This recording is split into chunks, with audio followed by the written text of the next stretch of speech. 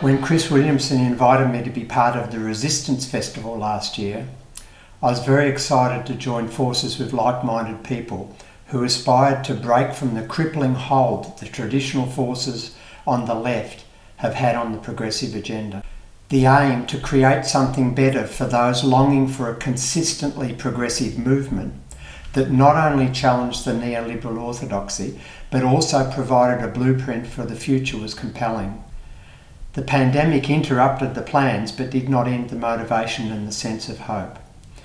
And now the festival is finally coming together in October, and while I cannot attend in person because of ongoing border restrictions on international travel imposed reasonably by the Australian government, I'm really pleased to be able to speak at the event from afar. We've been badly let down by our traditional progressive political voices on the left, who have largely become captured by mainstream macroeconomic narratives about the evils of fiscal deficits and the need for austerity to reduce public debt. The traditional social democratic parties, like the British Labour Party, seem to think it's clever to hire mainstream economists to design unworkable fiscal rules that just perpetuate the damaging political messages against achieving full employment and equity. They have also become increasingly obsessed with identity politics and have forgotten their class origins. We've been conditioned by these political forces to think of our place in society in terms of our gender, ethnicity, sexual orientation and the like, while our status as workers fighting for a better share of national income against capital and for well-paid secure work is downplayed. When the British Labour Party embraced the Remain lobby, after the majority of their elected MPs represented constituencies that had voted to leave, they made themselves unelectable. And they reinforced the abandonment of their class origins by accusing the Leave voters, who have been devastated by neoliberalism, of being stupid or racist or both. Meanwhile, they eulogised the European Union, despite that creation being the most advanced form of corporatised neoliberalism that we've seen. And now they are purging left voices within the party to ensure their centre-right orientation is not contested. Of course, this is not just about the demise of the British Labour Party. The problem is global. Neoliberalism has infested the mainstream social democratic parties almost everywhere. These parties have perpetuated the mainstream myths that the maintenance of elevated levels of unemployment and wage suppression are essential to prevent inflation.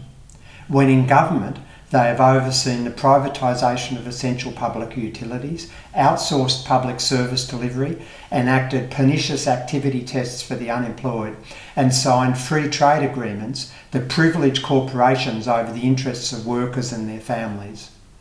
In many essential ways, these parties have become indistinguishable from the conservative forces in politics. We clearly need a new political voice and a movement to give it relevance. I hope that Resist will become that sort of movement. I hope I can play a role in educating activists about how monetary systems work and to make clear the capacities that currency issuing governments have to maintain full employment and equity. There are so many challenges ahead if we are to create a more progressive and sustainable future. For example, we need to design new forms of worker organisation such as cooperatives to ensure that people regain a voice in their workplaces. We need to reverse the damaging privatisations to restore public ownership of major utilities. We need to fast-track our response to climate change. We need to create meaningful work to ensure that all workers have the chance to gain income security and a sense of contribution.